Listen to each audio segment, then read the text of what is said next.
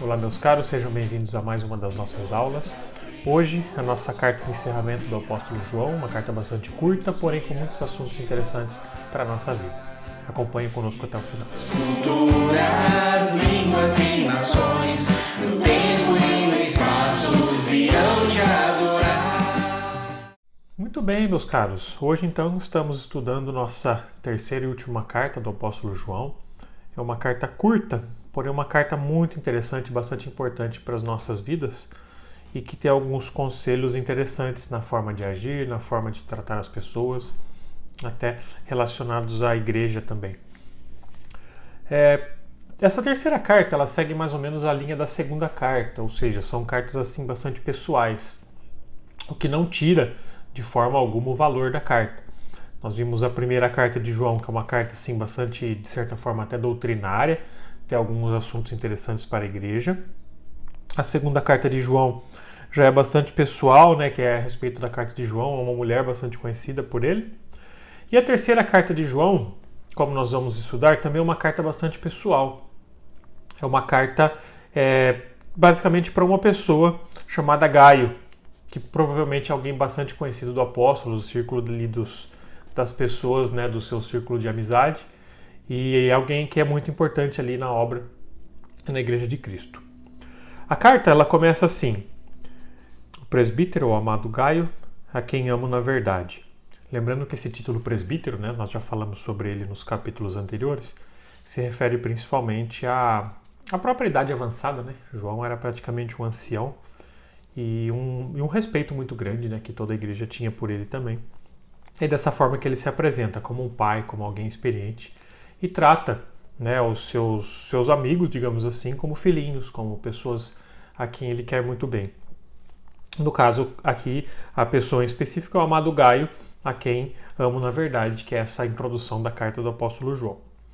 No versículo 2 lemos o seguinte: Amado, oro para que você tenha boa saúde e tudo lhe corra bem, assim como vá bem a sua alma.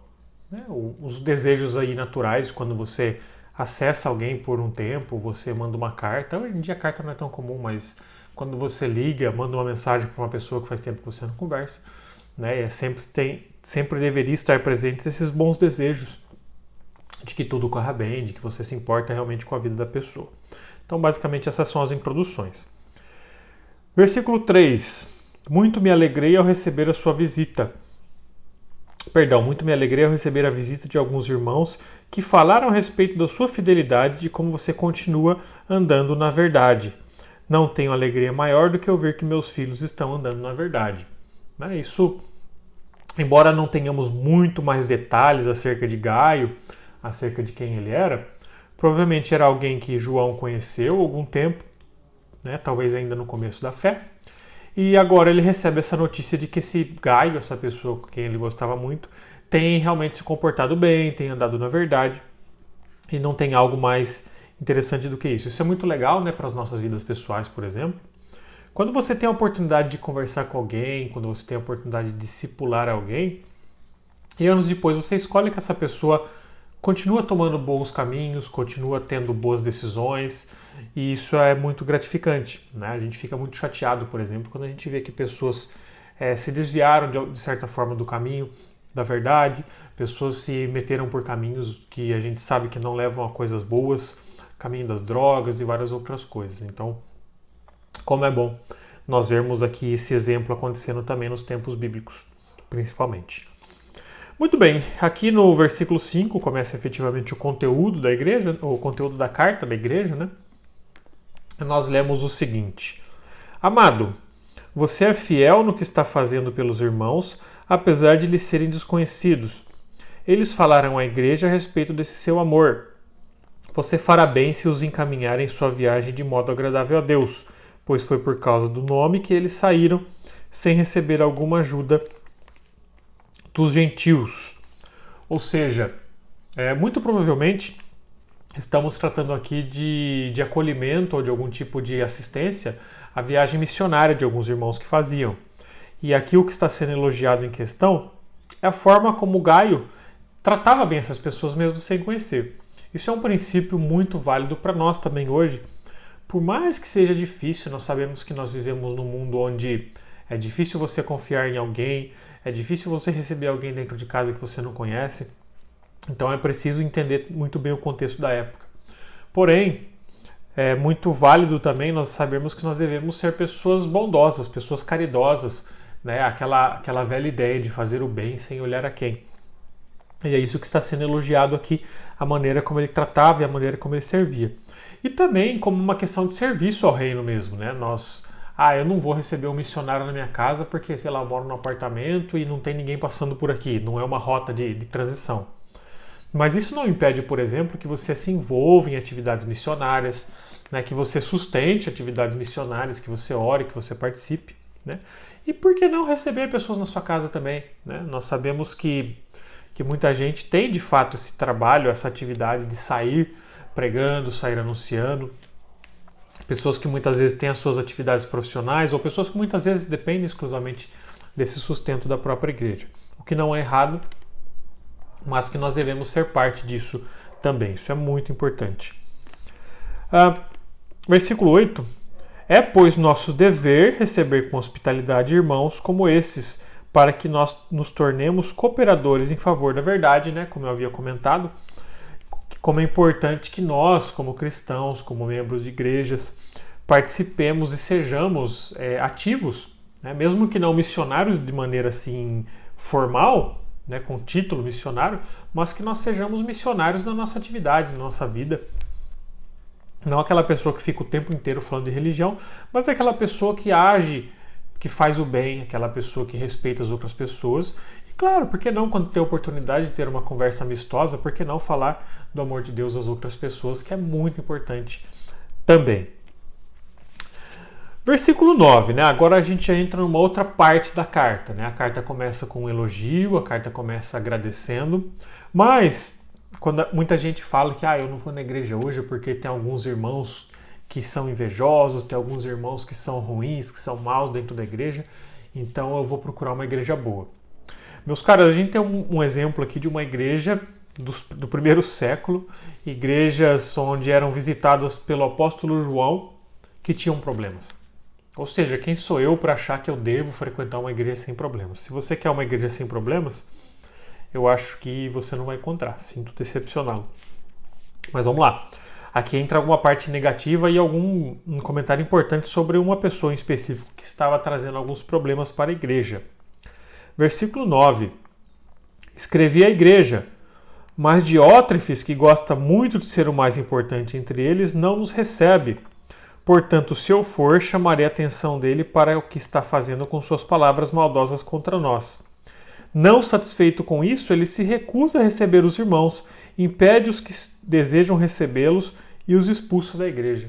Eu falei, poxa, essa igreja tem dono. Essa igreja, como é muito comum, infelizmente, igreja tem pessoas que mandam dentro da igreja. A igreja não é mais essa ideia do povo, essa ideia de uma comunidade que se reúne para fazer o bem, para adorar, para aprender a palavra de Deus, mas a igreja aqui tem um dono, e esse dono se chama Diótrefes. Talvez você pode pensar, poxa, mas o apóstolo João está escrevendo uma cartinha de fofoca. Na verdade, a coisa é muito mais profunda que isso. Primeiro que João era uma das grandes autoridades da igreja primitiva, era um apóstolo. E como nós vimos em vários episódios anteriores, em vários estudos anteriores, o apostolado é algo muito importante. A nossa fé hoje é uma fé apostólica. É uma fé daquilo que os apóstolos falaram. Quando alguém se recusa a receber um próprio apóstolo, tem algo muito errado nisso.